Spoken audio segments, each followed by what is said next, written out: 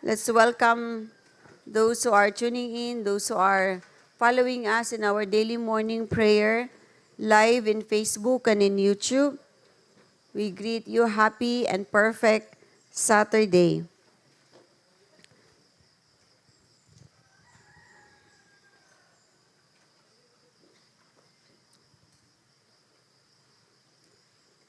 So, the Lord is blessed and honored, with our effort, with our desire to really seek Him. We declare that we love the Lord because He first loved us. And when we are truly connected to God, organically, automatically, our hearts longs for the things of Him. Everything about the Lord, everything about His desire, His heart, His passion, His ways, no? Yun ang hinahanap natin. So, the reason why we are here and we gathered every Saturday is not just to be empowered, but to really seek Him, no? To really seek His face, to seek His instructions and revelations, for us to keep on moving. Walay dapat stagnant. Tanawa ko mong tapad, no? Always on fire. Wala ta nag-stop of growing. We don't stop growing. We don't stop learning. We don't stop seeking. Kay in the realms of the Spirit, there are overflowing knowledge and revelations, especially in these last days. So don't get familiar. So we declare today that the familiar spirit will be removed in Jesus' name. So every word that will come, there is a fresh manna, fresh revelation. And the Lord promised that there's always new in the morning. And that is why we long and we desired and we are so expectant for new things from the Lord. Maski kapila pa nimo na dungog, even if how many times you have heard the word pabalik-balik, but if our position, our heart's position is kanang like a sponge, no, eager, excited to receive new things, the Lord will really give it to us.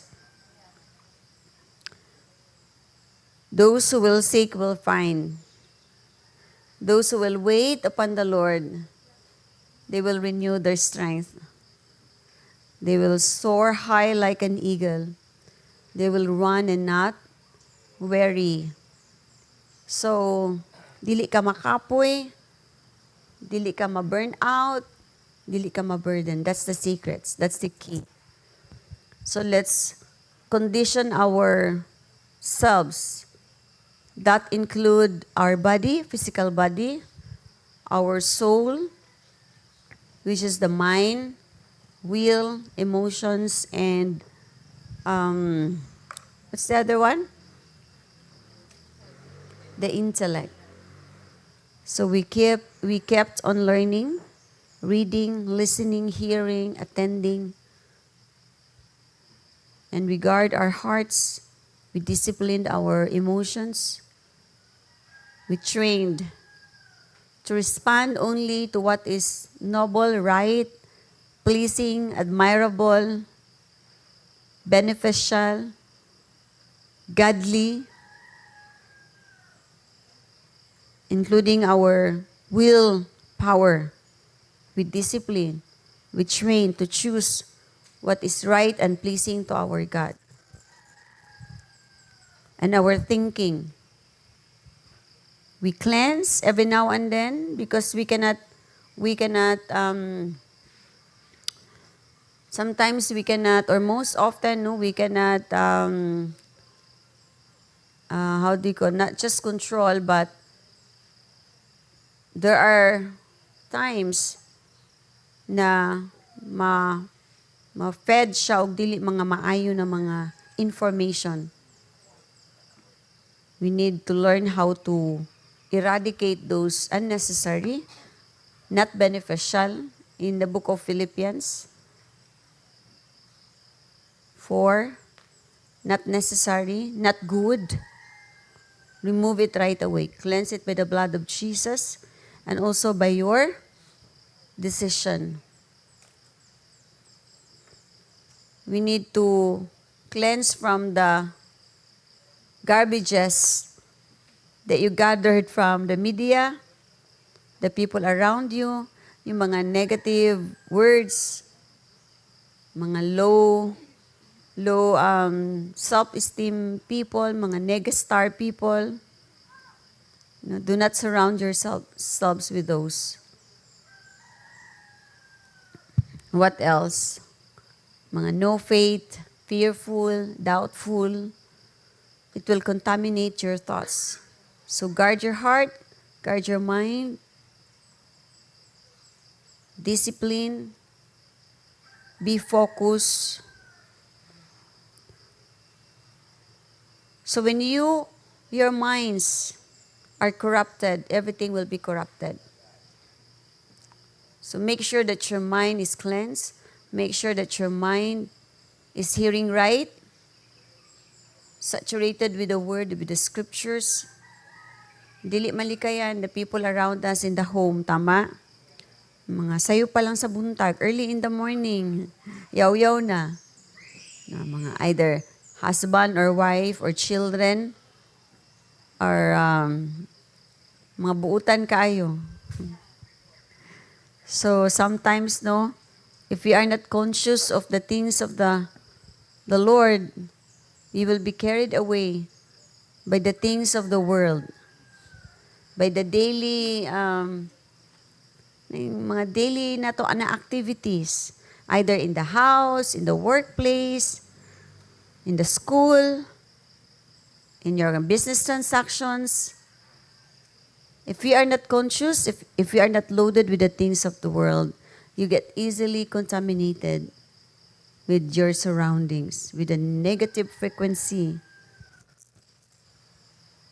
Okay, now that we are growing with our knowledge and understanding how the enemy works, we also take care with our environment. We also take care of our surroundings, the frequency that we are getting wherever we go, the places, the location that we are visiting, because it transmits the negative energy in us. So even if cemetery is peaceful, you don't know what's in there. Spirit of death, the spirit of sicknesses that was left, the spirit of sorrow and sadness, the spirit of lamentation. So we must be spiritually sensitive. So when you are your presence must be the light, must be the carrier of God's nature. That even if it's loaded with negative energy, your energy is so loaded with God's presence that you bring change in the atmosphere. If the place is sad, full of disappointment, spirit of disappointments, spirit of sadness, spirit of bitterness and anger, so you carried with you the joy, the spirit of joy and laughter, the spirit of, are we following? The spirit of positivity, hope, and faith, and you are changing the atmosphere. So, kung naa may mas contagious, dili ang virus or any parasites or any type of sickness and illness, but it is the nature of God that lives in us. You must be contagious, carrying that light. Tama ba? Contagious. Mananakod. Transmitter. So, okay lang mag-overflow. Pasag din lang ng mangantsaw na masubra na ta sa langit. Malahos na daw sa langit. Wala may kalahusan kay wherever we go, there must be heaven. Because remember, Eden is not a place, it is a spot. It is the very, very presence of God, His glory. So, as we are going into the process, when you surrender your life into the Lordship of Jesus Christ, all of us are commanded to be in the process of self-discovery through discipleship. Say it with me, discipleship. We are commanded to disciple the nations. How can we disciple the nations if we will not go through the process of discipleship? How can you disciple others if you yourself is not a disciple?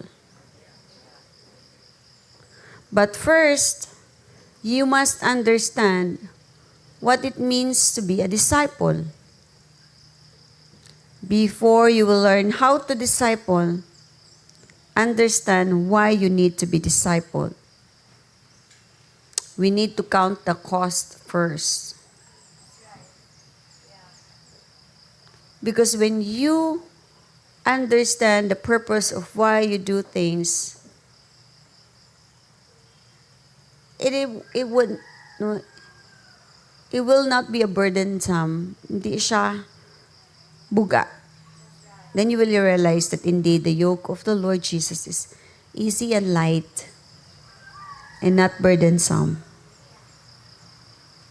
So knowledge is powerful. We need to be informed. So before you bring in someone into your group, into your discipleship, they must know why they are in your discipleship.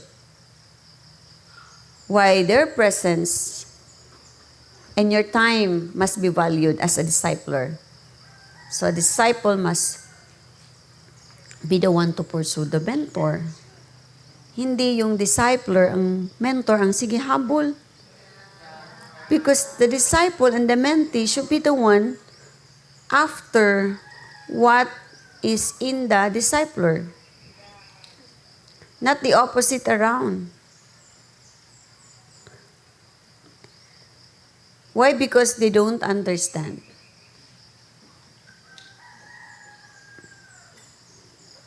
And the disciple maybe not able to lay down the purpose why. Even in the small group. Why small group? Why life group? And they must know the price that they need to pay in that discipleship, in the process. Let's read Luke chapter 14, verse 28. Suppose you want to build a tower. You would first sit down and figure out what it cost. Then you would see if you have enough money to finish it. So this is practicality here that is recorded in the Bible. You cannot just,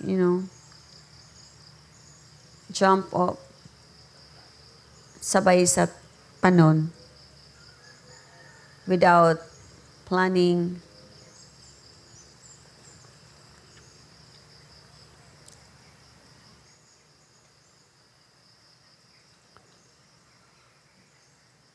Otherwise, if you lay a foundation and cannot finish the building, everyone who watches will make fun of you. They will say, this person started to build but couldn't finish the job. Or suppose a king is going to war against another king. He would first sit down and think things through. He will gather his advisors, generals, and do the planning. Do the geographic, strategizing, surveillance, padala ng spies, ng spy, understand their enemies, their ways, how many weapons do they have, how big is their territory, how many guards are in the location, where are those posts that has guards, right? Oh, he would first sit down and think things through. Can he and his 10,000 soldiers fight against a kingdom, a king with 20,000 soldiers? So I was led by the Lord to really talk about discipleship because there are disciplers are having a hard time bringing their disciples into the process. Some may be distracted, but most of the disciples really don't understand why they are there.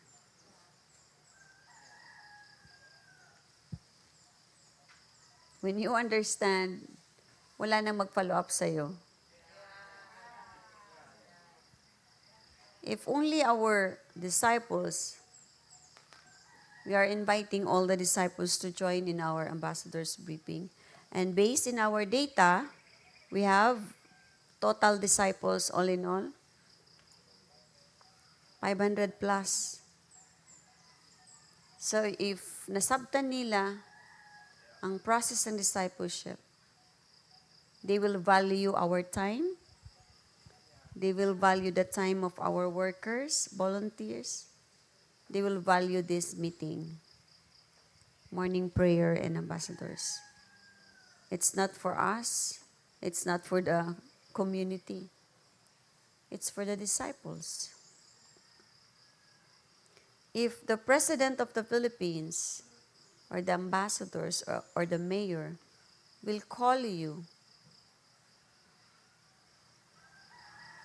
maybe you will set aside every appointments, every works. And ahead of time, layo pa, mag-prepare na ka. But why is it if the Lord Himself is calling all of us, all of you, to come and pray? They didn't realize how important, how powerful, how valuable, how important this prayer meeting is more than any other meetings in the world. If they will only know, they will only realize. 2 o'clock pa lang, mag-atang na siguro no kay basig masaradaan or wala na yung malingkuran. Amen? Maglumbaan na siguro diri. Kay dili gusto mo lingkod sa likod. Gusto tanan sa atubangan.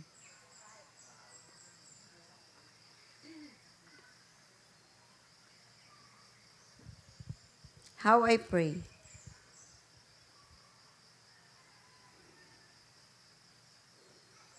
So we need to count the cost. That includes your resources. You'll be out from your comfort zone. Persecutions from the family. More discipline because you need to balance your time. More discipline in the body because it will ask more from you. Extension. Mapulaw ka because you're going to watch over for your family, pray for the nations. The reality is we don't have life anymore before we surrender to Christ. Wala naman talaga tayong life. In fact, gusto mo na nga magpakamatay. Kaya sa mga gustong mag-suicide, itapon mo na yung buhay kay Lord. Huwag sa kung ano-anong bagay. But God, in His loving mercy,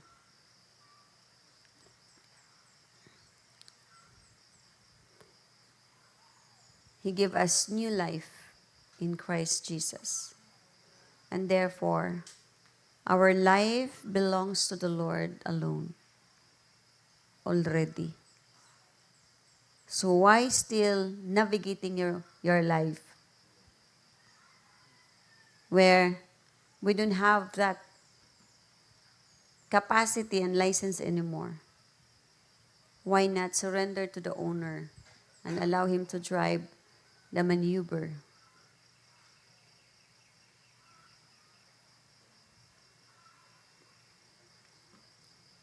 Come to think of it, when we come to Him, everything, there will be alignment. Ang hirap ng buhay na hindi aligned.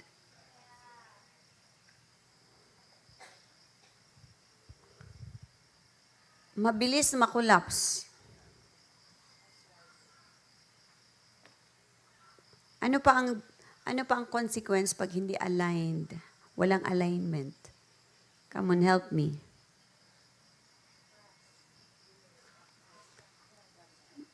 Of course, ang collapse and distractions, kasama na yan. Maraming delays. Kasi nga, you are not following with the pattern. Hindi ka, bakit ano ba nangyayari sa GPS? Parang nawala pala ang signal. So, you caught up yourself in nasa dagat na area na pala kasi walang signal yung car mo. Di ba? Iba ang napuntahan mo kasi iba ang hila ng GPS sa'yo. When we were in Dallas, may sinundo kami. So, hindi na alam ni GPS kasi iba talaga ang road. From the very beginning, mali na ang napasukan namin. Kaya kahit nandyan lang yung gate, airport, ano ba yun? 1 and 2. Parang nasa 2 kami. Parang connected lang sana siya, pero wala talaga siyang way to go there. Only yung mga cargo and ano. Kaya kahit anong gawin namin, talagang doon kami dinadala ni GPS. Pero hindi kami makapasok. Parang more than 30 minutes kami ikot ng ikot. Na minsan, hindi talaga accurate si GPS sa atin. Pero doon, accurate siya, kaya lang, mali, hindi align. So, umpisa pa lang, mali. So, ikot, balik. Grabe, nahilo namin ni Yula. Asa naman taan niya? Asa majuta mo agyan eh? Balik-balik, balik-balik. Until we realize, okay, let's go back to the very first before we came in. Taas, jud kayo. Siyempre, wala may tawagan na sugat. So, dali lang. But, you know how many kilometers na yun? Sobrang haba. Gastos na sa gasolina. Buti na lang, matagal ang luggage or on time lang talaga din kami. Hindi nag-antay ng matagal. So, you see the hassles in life? The complications because of misalignment or out of order. Hindi ka naka-align dun sa blueprint.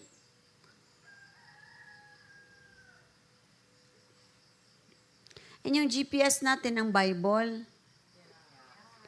Are we following? Kaya pag hindi align, isa sa mga consequences, pabalik-balik na lang. Routinary ang buhay. Boring. Hanggang sa mahilo ka.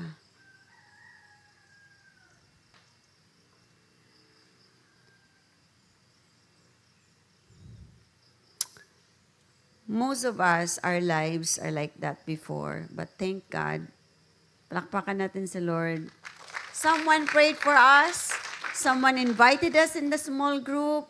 Someone shared to us the life group, and someone ushered us into the process para totally ma-align. Kasi sa umpisa, pwedeng na-align ka, pero along the way, no? Iba na naman.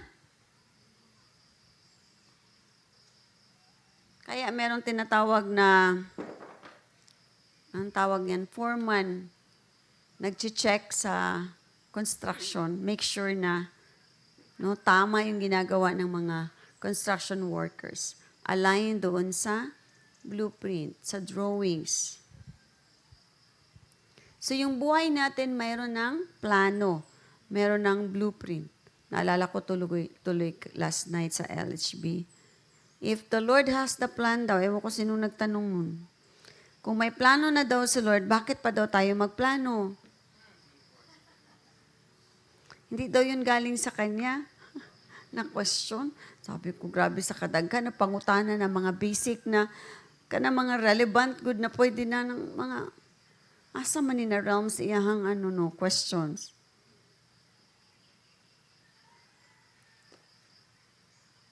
Kaya ako manggod pag kakaya ran ako tubagon, masik na nako, di na nako ipangutana. Kay daghan magugay kog questions. Unya, limited kaayo, labi na pag, no, with our mentor. Very limited ra kay ang time ba. Inon pa kag 1 minute lang, 1 minute. 1 minute, pag musulod ka, 1 minute lang daw. So, you need to choose ano yung pinaka best. Kasi minsan yung mga questions natin, mali.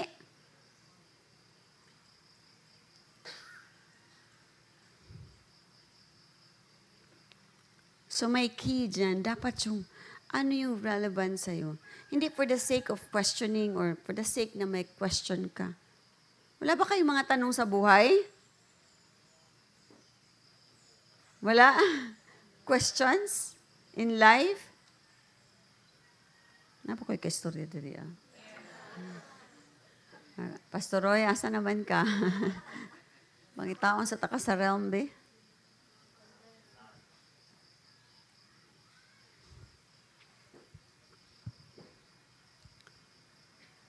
We must have a lot of questions. Kasi sabi ni Pastor John, you must be a thinker. Every day dapat nagpa-function yung mind natin.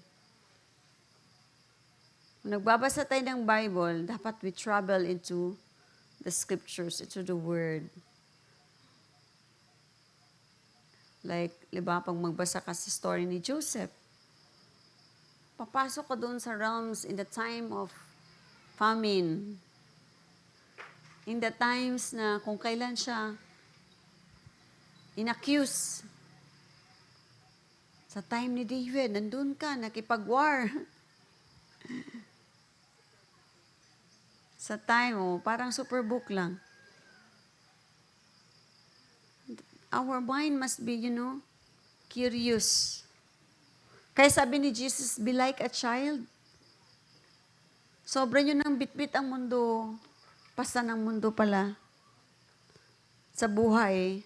Na you don't have time to enjoy reading the scriptures. Puro mga habulon ang inaisip nyo. Katapusan na mong good pasturo. Dagang kay kong bill. Studies, exam, appointments, mga pending na work. Yun ang nag-saturate sa mind natin throughout the day. Be honest. Ha? Paano mag-earn? Paano mag-capture? Paano mag-scalping? Strategize. Lesson plan ng mga teachers. Nasi-stress na. Ang mga accountant dyan. Pagkating bayad og taxes, ting file og tax, di na makitaan. Di sa kung magpakita karong pastora kay toxic kayo. Why not clear your mind in the realms of knowledge and wisdom and understanding? Kaya nga sabi ni Jesus, seek me first. Kung alam lang natin na nasa Kanya ang peace, He's a Prince of Peace, aligaga ka na. Hindi mo na alam. Dami. Kunwari ang busy-busy mo the whole day, wala ka namang walang na-accomplish. You ended up pagod. Dami mong tinulungan. Di naman yun ang calling nila, hindi naman ang agenda ni Lord sa iyo for that day. Dami mong mission, dami mong ganap. Tinawag ka ba talaga to do all those things? Si Jesus nga, sa kadami-daming dapat ayusin, isa lang naman ang pinagaling niya. Right. I only do what my Father wants me to do. I'm here in my Father's business, doing my Father's business. We are not called to do all things. There are only things na nakalaan for you and me. Kaya nga, I have shared the general will of the Lord. Then in that general will, we must align everything. Then let's get revelation and specific will, perfect will, in every day sa mga ginagawa natin. So, sinali ko na rin sa live kasi I know yung mga nakatune in naman sa atin, disciples din. Those who are aligned to our culture, our teachings, yun lang naman ang magpaiwan. Yung mga iba dyan, pasilip-silip lang. Pa-check-check. Pasilip-silip. Observe. But this message for those who are disciples and wanted to be discipled.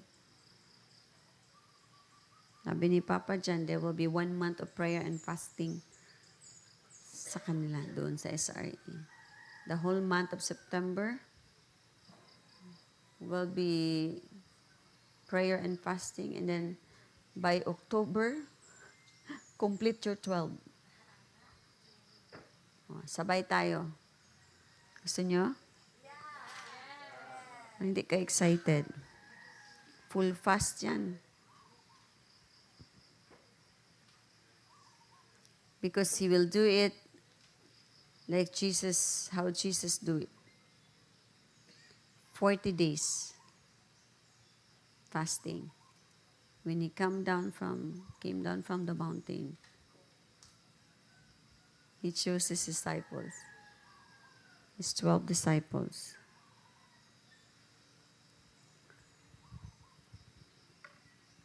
So if you are not part of this movement, it's fine.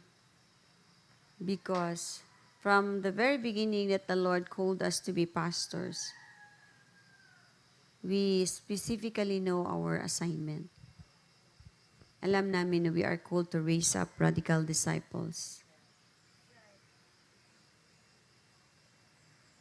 Kahit ilang bagyo ang dumaan, test from left to right, right to left. We understood that there will be no ministry without the presence of the Lord. Are you here? We already counted the cost. Kaya ilang bagyo ang dumaan. We remain steadfast.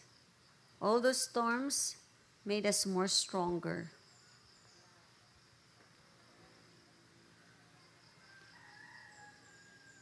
May mga panahon na you want to give up. Pero because of the vision, because we understood the process, we understood the cost of following Jesus, we are still here. Lakpakan natin sa Lord. It is all by His grace. It is all by His love. It is all by His mercy. It is all by His might. For not by might, not by power, but by His Spirit. Kaya sabihan mo yung katabi. Katabi mo, kaya mo yan. On the other side, you can overcome. Sa likod, you are a strong disciple.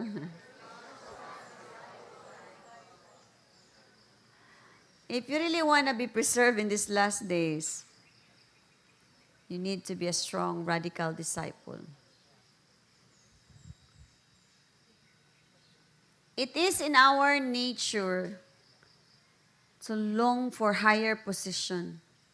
It is in our nature to be at the top. It is in our nature to be excellent. It is in our nature to be powerful.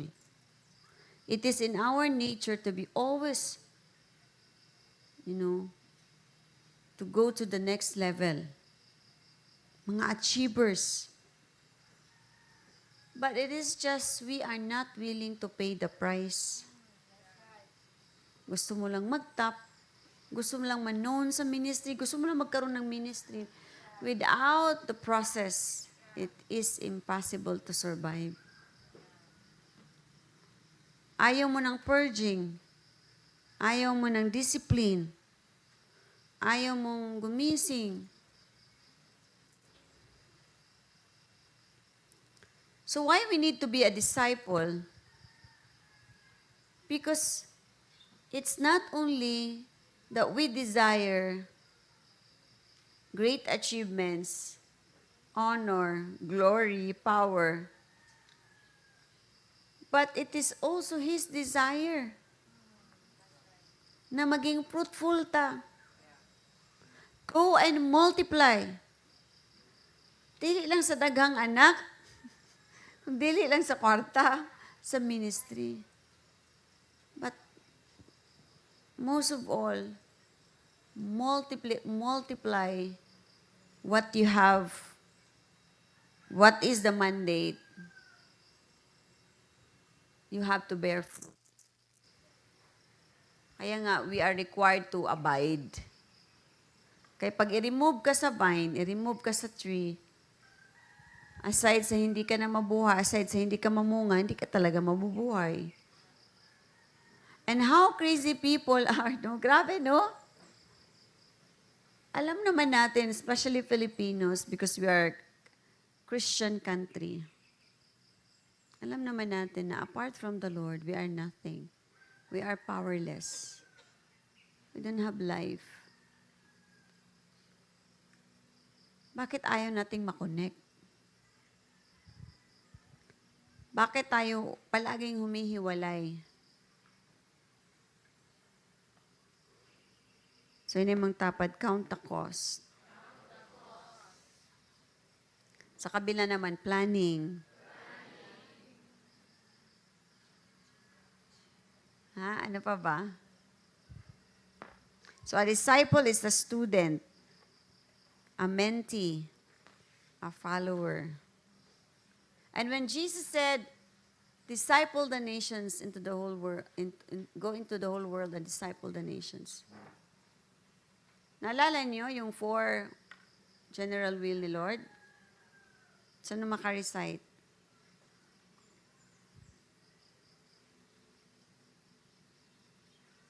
Wala? Kahit isa? Ano? Everyone will be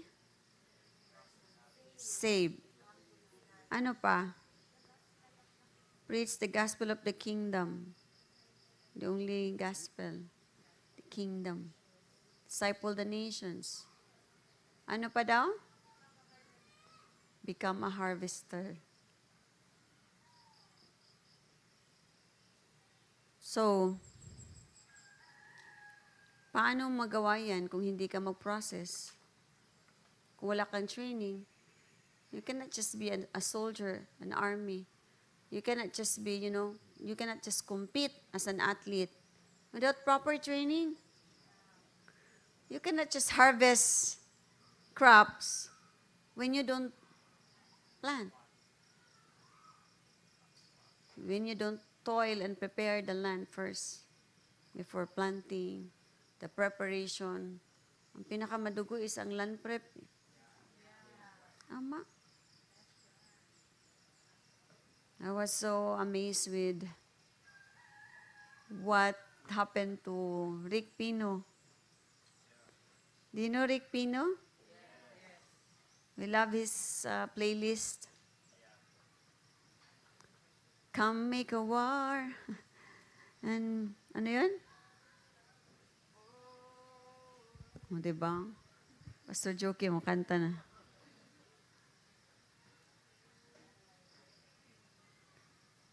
Grabe, hindi mo talaga siya makilala ang transformation from a big person into a muscled. And sabi niya, hindi ko naman talaga pinursu na maging ganito ako. I just decided to be healthy. Sabi niya.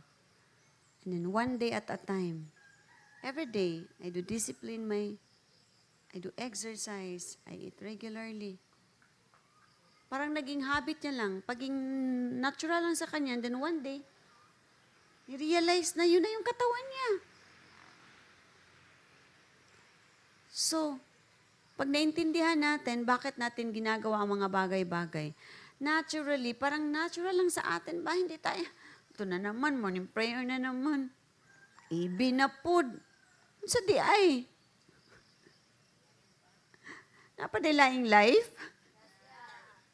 Discipleship na food. Over na food. What is your desire? What is your purpose? What is your goal? Kaya para pag mani ka excited kaya ka. Di kayo napugos lang. Bukat king lawas. Nanawar ko rin mong tapad na dili na ikaw. Excited kayo, sa'yo pa lang ba? Ka-pray na din, maski gula pa tao. Hulat na sa MP. Excited mag-AB kasi you will receive not just empowerment, updates. You will see, our family here.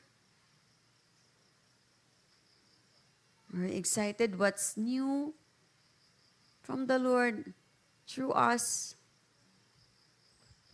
Hindi kay bugat king naong napugos kayo ba? Lisod pa dyan palingkuron sa tubangan.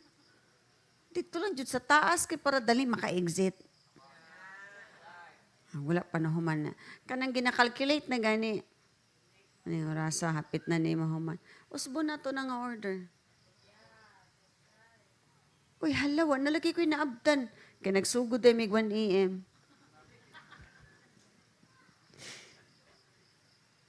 Kanang sundalo, ready man na.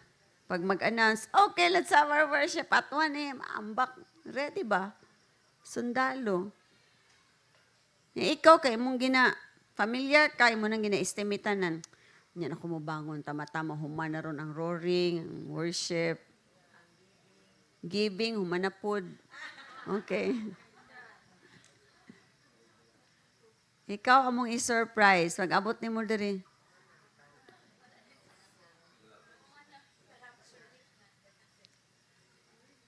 Yung mga meeting, wala man gud ko gi-inform. Wow, disciple ka ba?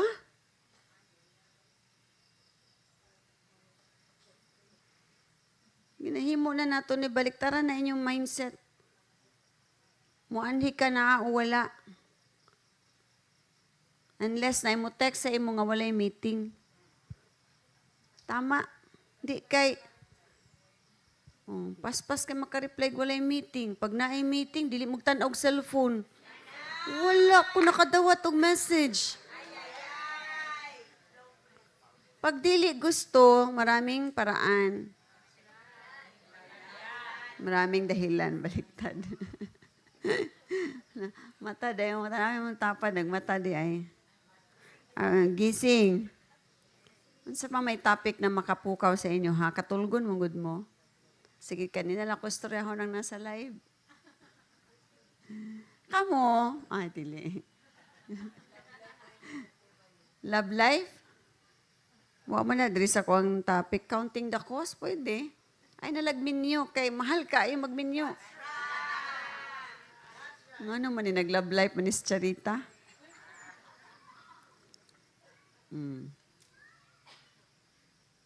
Count the cost. Be practical. Ayun, ang emotions lang. Kung kani ako maminyuan, tugay mo mata. Sige kalit sa trabaho. Kuripot kayo, di Appetites. Tanga-tangaon. Uy. Dili lang, Lord. Nangita kag dungag problema. Di pa gani mo makiri mong sarili nga problema? Dungagan ni mo, haler. Mga nag-watch sa to live. No wonder why. Daghang single sa TGFM. Ginahadlok din ni Pastora. Huwag ni Pastor, no. I'm just telling you the truth. If you are willing to die, kung dili ka mamatay sa discipleship, di, paminyuon ta kabi. Kasi mo agree sa ako. Agree ang mga namin nyo. Kita dyo kag tinuod na wilderness, napatoy question.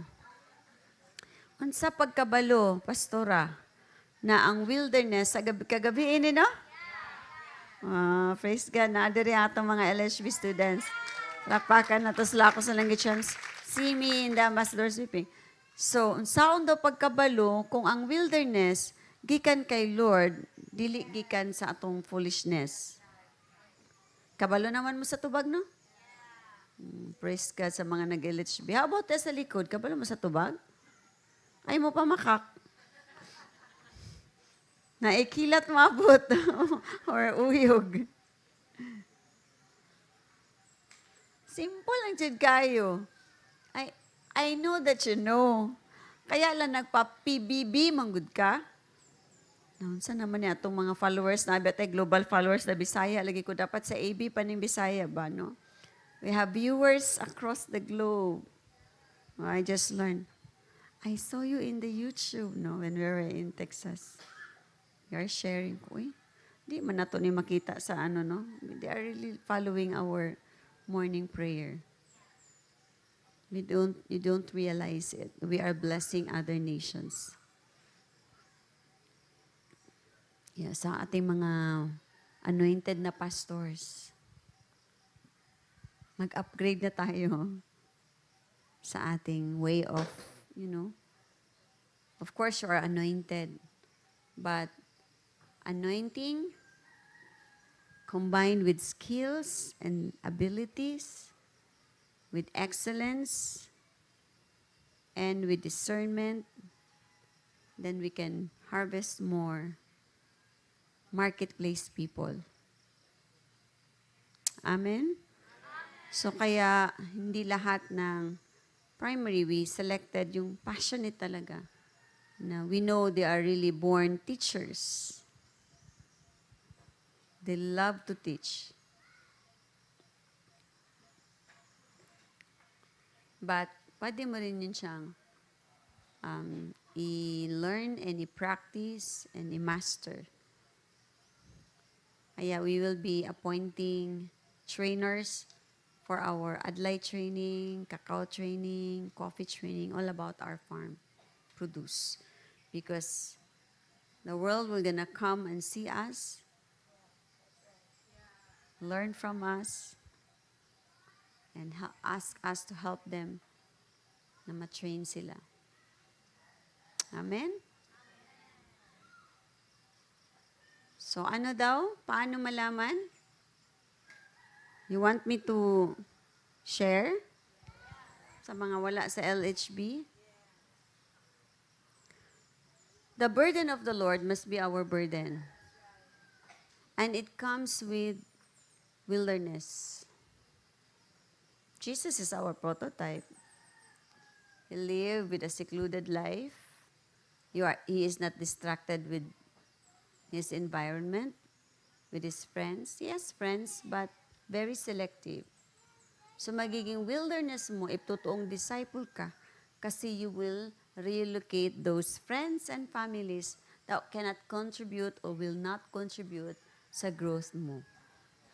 And mahirap yun. If you want to focus, if you will sense that you are not yet ready to get married, and if you are a student, in order for you to focus on your studies and be in love with the Lord, no boyfriend and no girlfriend. That would be your wilderness. You came into our community, you joined in the process, in the divine encounter, and then you realize na you are not yet ready. You need to release it first. Iyakan mo lang siya ng whole day, okay lang. I know someone, pumunta sa bahay, umiyak whole day. Kami sinabi sa kanya, dahil convicted siya. And she's now a strong disciple like never before. Still single, waiting for the perfect person to come. Kaya that kind of a disciple, a woman, men, dapat yung i-pursue. Willing kang i-sacrifice because of the Lord. Yung sa Lord, ang mas love niya kaysa sa'yo. Yun ang dapat piliin mo.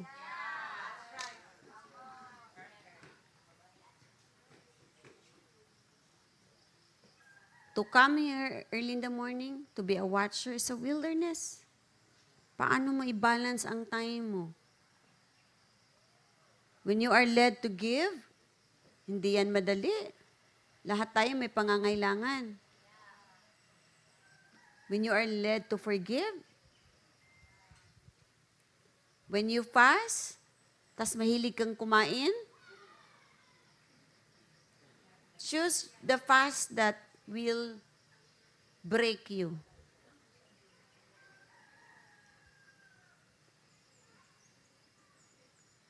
Yung makorek ka, dahil hindi mo nakikita yung mga mali mo, you don't retaliate, you don't talk back. Alam mo, kahit wala kang kasalanan, because the Lord wants you to be in the process of purging, testing your character, your submission, your loyalty. Yung matitest ka sa mga transactions mo, kasi you should not compromise because you are convicted sa mga dealings. Pero masayangan ka kasi malaki ang mawala sa'yo. It's a wilderness. O paano naman, Pastora, yung foolishness na wilderness? Ay, madali lang. Ano nga illustrate ko kagabi? Utang ka ni common, kaya ni everybody can relate. Utang pang party, utang pang birthday, utang pang travel, utang pang gender reveal, pang photo something, shoot. Shopee, add to cart. Wala ka namang budget. Hindi mo, tinitingnan mo, kulang pa nga ang sweldo mo. Ngayon, hinahabol ka na ng Bombay. Hindi ka magpakita. Hayaan mo, Pastora, nasa wilderness ako ngayon. Hindi ako mag-minister hindi ako magpe-pray sa'yo. Tatanungin kita, give me your list of debts. Tingnan ko kung magkano ang kinikita mo buwan-buwan, weekly.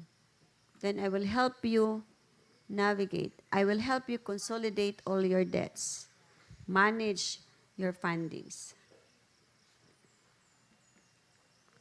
Marami kang mga maintenance. Alam mo, mataas ang sugar mo. Unli rice ka pa rin. Unli bread ka pa rin. Balulong ka pa rin. Alam mo naman na marami kang kagid. Alam mo yung mga allergies. Pork ka pa rin. Sweets ka pa rin.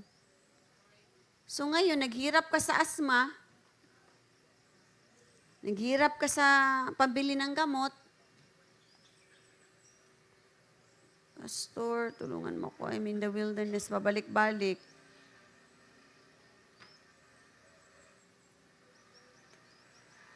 Ano pa mga wilderness out of foolishness? Come on, help me. Alam ko, alam nyo. Sabi ni nanay, wag munang mag-love life. Focus muna sa school. Bakit dito na area love life ang topic na gusto? Wala. Nabuntis. 18 years old, 19 years old. Wala na diri. Go through wilderness. Dili na kay Lord gikan. Gikan na si mong kabuang. Kaya di ka maminaw si mong mama. Okay. Venture of business. Kabalo man jud ka na. Ang bangko, wala makahatag og 50% interest in 1 week, in 1 month.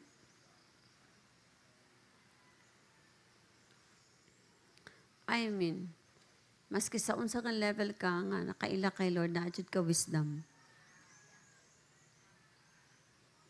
Imong gibaligya, imong balay. Gi-invest. Ay, kabaw na lang. Kaya na po ng balay. Kabaw. Giprenda ang balay. So, nag-go-through kag wilderness. Pasangin lang ni mo si Lord. Wa man lang ka na ngayag counsel. Unsa pa? Hilom lagi mo dayon. Nag-isip. Sige, ingon walay kwarta.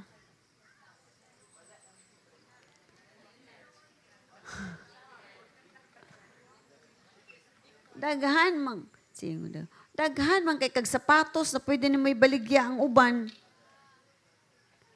Ang imong kabinet kay problema ka kay wala ni kabutangan. Ha? Pang molds na daw mga sapatos.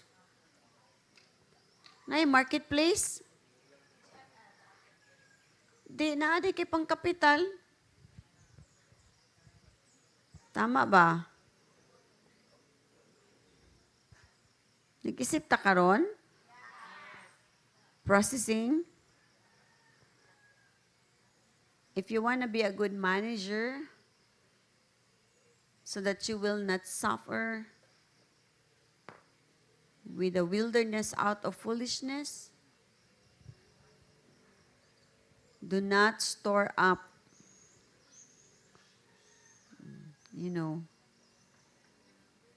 check nyo anong meron sa bahay nyo na pwedeng maging turn into capital. Turn into bayad sa utang. Be a good communicator sa mga utang. Communicate lang yan. Consolidate. Start to pay. Sa kaya na ginagmay. Maski 100, malipay na ng imong giutangan. Nakautang kay Charitag milyon-milyon. Kung naginahin ito, maski 1,000 lang kada bulan. Humana unta karon. And mga nakautang, in and out lang sa Philippines. Then maka grocery og SNR og Landers.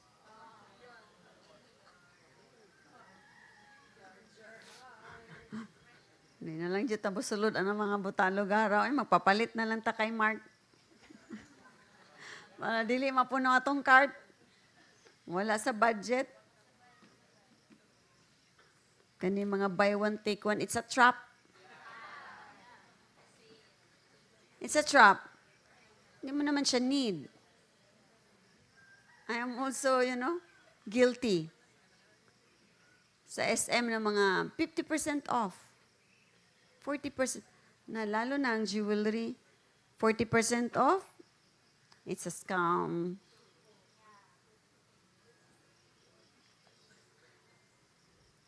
Are we learning? Yeah. Are we changing? Yeah. So I think this is enough for our daily morning prayer para mas makapalalom ko. So I just pray that as we seek first the mind, the will of the Father, the mind, the will of Jesus Christ, the King, His very nature, ginosko, to know, in the Greek word. To seek means to know. Understand it. And make an alignment Kaya siya magkasabay kasi when you learn, there's conviction. Then you align. Kaya as one, hindi siya pwedeng maseparate. Seek first the kingdom and His righteousness. Kasi imposibleng you are just seeking and you are not righteous. Alam nyo, advantage talaga ang mag-serve. You will get to know more of the person you serve. You have access. You know where his or her whereabouts.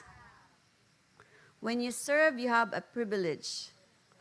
Kaya pala sabi ni Jesus, if you wanna be great, serve.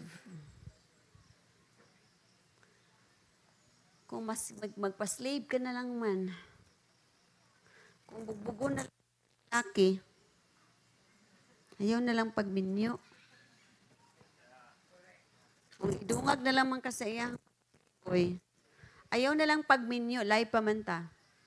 Paggamit na lang kay Lord. Be a slave of your gifts and serve the world.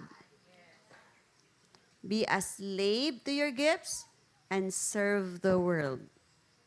Then all these things shall be added unto you.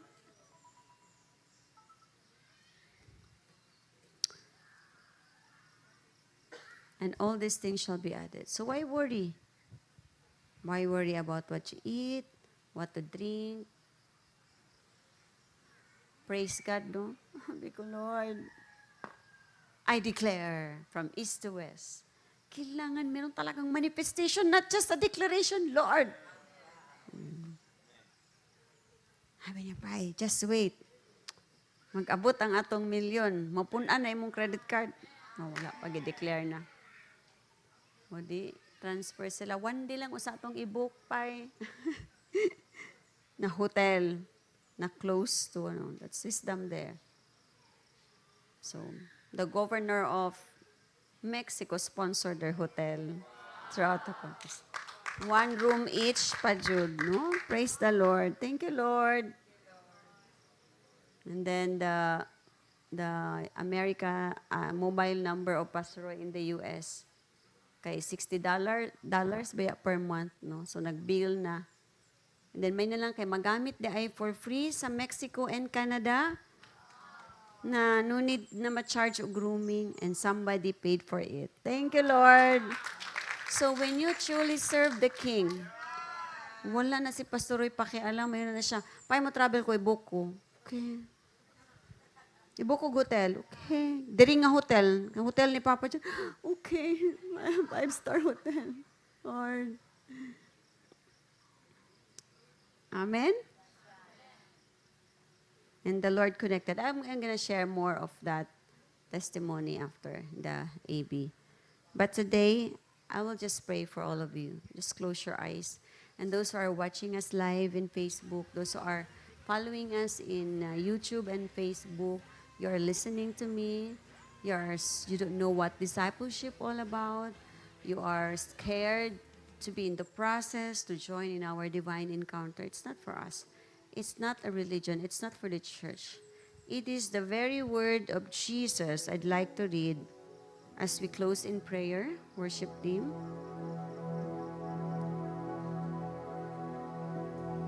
Isaiah chapter 9 verse 6. Can you post it? Can you post Isaiah chapter 9 verse 6 as we close in prayer? As you bow down your head, and I will just read to those who are watching us live in Facebook and in YouTube.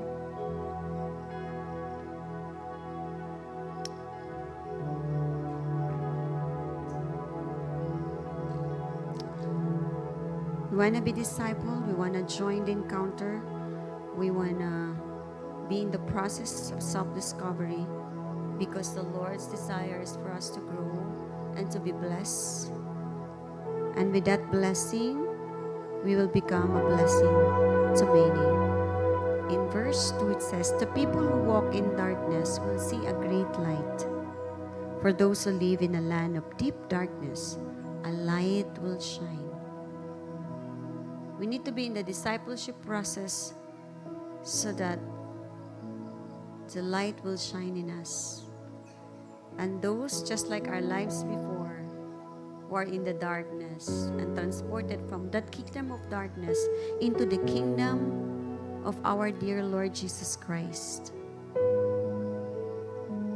will also be imparted to those who live in the darkness, in this dark world. That we will be able to usher them from that darkness into the kingdom of our dear Lord Jesus Christ.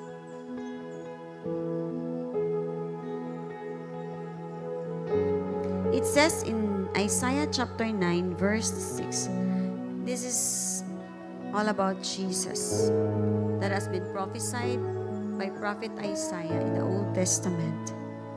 For a child is born to us, a son is given to us. The government will rest on his shoulders. The government means system will rest on his shoulders. And he, Jesus, will be called Wonderful Counselor, Mighty God, Everlasting Father, Prince of Peace. And his government, the government of Jesus, his kingdom, the system that he carried upon his shoulder, and the peace that he carried will never end.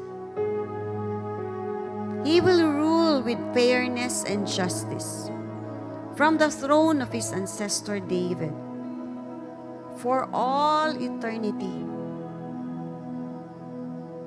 The passionate commitment of the Lord of Heaven's armies will make it happen. And this will only happen if you and me will come to the knowledge of His Lordship and be in the process of knowing Him every day, knowing who we are in His sight. That process is called discipleship. And the first step of that process is going through the divine encounter. We need to pause, we need to rest from all the works in this world and encounter Him personally in a very powerful way. And in that encounter, we will receive healing. We will receive visions from the heavenlies. So, Father, today, what they have received, seal it by the blood of Jesus. Seal it by the blood of Jesus. That no one, no demons can take it away from them. But the word, the seed that I have planted, it will grow, bear fruit and multiply. It will not return to you void and empty, but it shall accomplish the purpose why you sent it. Prince of Peace, Jesus Christ, I declare to those who are watching me live in Facebook, I declare that peace that comes from Jesus alone. Peace that transcends human understanding. The love, the agape love from the Father that declares no one will be left behind. And that is why we need to be equipped, we need to be trained so that we can be of use by the Lord Himself, to be an instrument of snatching one person at a time into the pit of, from the pit of hell, from that darkness in this dark world. In the mighty name of Jesus, I declare the joy unspeakable, the joy that no money, no things of this world can ever give,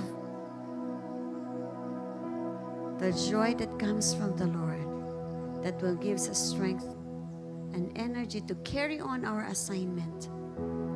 In the mighty name of Jesus, I declare healing in every hearts that are broken, in pain, hurting. Those who cannot sleep, I declare, starting tonight, as you will submit and surrender to the Lordship of Jesus Christ, you will receive your peace.